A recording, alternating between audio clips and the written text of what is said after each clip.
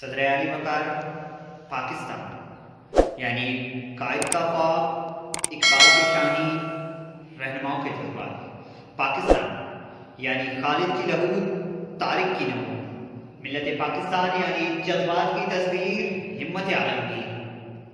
ملت یعنی وطن عزیز پاکستان، جسے باشعوروں نے غریب کے لیے سوچا، مفلس کے لیے پرکھا اور مجبور کے لیے پناہ ڈالا۔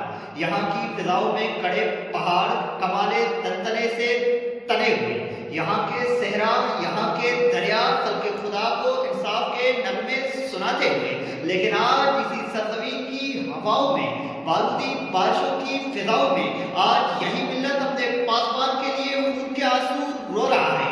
آج یہی جنت کی وادی جسے کشمیر کہتے ہیں، وہی جنت کی وادی اپنے پاسبان کو خون کے آنسو رو رہا ہے، جہاں لہو بہہ رہے ہیں، جہاں لوگ مر رہے ہیں۔ آج یہی جنت کی وادی جسے لوگ کشمیر کہتے ہیں، جہاں ہر گھر سے جنازے نکل رہے ہیں، جو اپنے پاسبان کو رو رہا ہے کہ میرا پاسبان کون ہے، میں کہاں جاؤں، میں کہاں جاؤں۔ ہر بچہ سہم چکا ہے، ہر ماں کی آنکھ سے آنسو ہے اور گو اجڑے ہوئے ہیں، اور پاسبان کوئی نہیں، پاسبان کوئی نہیں۔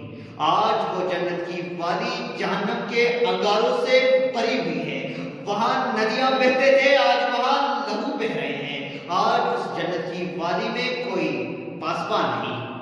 پوچھو تو ملتا ہے جواب کہ پاسبان ایک ظالم ہے جو سرحد پر ہے، جس کی گولی سرخ ہو کر آتا ہے اور معصوم کے کلیجے کو چیرتی ہوئی نکل جاتی ہے۔ جب میں پیچھے دیکھتا ہوں تو کوئی پاسبان نہیں، میں کچھ کر نہیں پاتا، سوچتا ہوں اپنا زبان کاٹ کر پھینک دوں، کیونکہ دیکھتا ہوں اسی زبان سے وہ ظالم میری ماؤں، بہنوں، بیٹیوں کے خلاف حرف غلط استعمال کرتا ہے، لیکن میں کچھ کر نہیں پاتا کیونکہ پیچھے کوئی پاسبان نہیں۔ وہ قائد نہیں رہا، وہ اقبال نہیں رہا، صدر اعلی وقار کوئی پاسبان نہیں رہا۔ سوچتا ہوں اپنے ہاتھ کاٹ کر پھینک دوں، کیونکہ دیکھتا ہوں وہ ظالم انہی ہاتھوں سے میری ماؤں، بہنوں، بیٹیوں کو تشدد کا نشانہ بناتا ہے، ان کے لہو بہاتا ہے، میرے لوگ مارتا ہے، لیکن میں کچھ کر نہیں پاتا کیونکہ پیچھے دیکھتا ہوں کوئی پاسبان نہیں۔ صدر اعلی وقار کوئی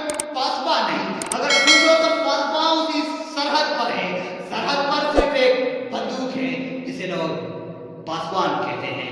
صدر اعلی وقار سوچتا ہوں اپنے پیر کاٹ کر پھینک دوں، کیونکہ دیکھتا ہوں ہر ظالم آ کر قدم بڑھاتا ہے، مظلوموں کو مارتا ہے، لہو بہاتا ہے، لوگ گھروں سے غائب کرتا ہے، جنازے بھی نصیب نہیں کر پاتا، لیکن پوچھتا ہوں تو جواب ملتا ہے کوئی پاسبان نہیں۔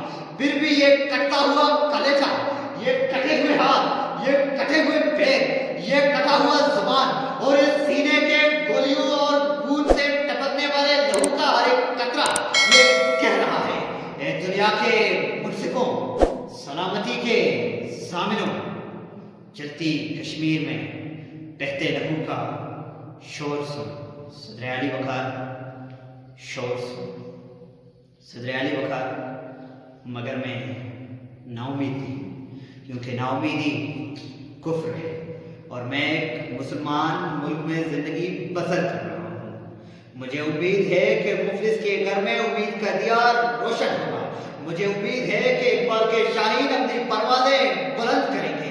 مجھے یقین ہے کہ قائد کے بنائے نوجوان اپنی سرحدوں کی پاسداری کریں گے۔ مجھے یقین ہے کہ میرے وطن سے یہ ضد، یہ حسد، یہ جرم اور یہ ڈکیتیاں غائب ہو کر جل کر راکھ ہو جائیں گی۔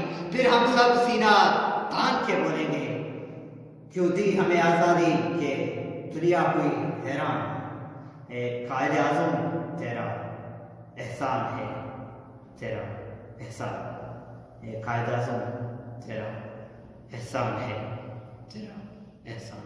آپ سب کی سماعتوں کا بے حد شکریہ۔ السلام۔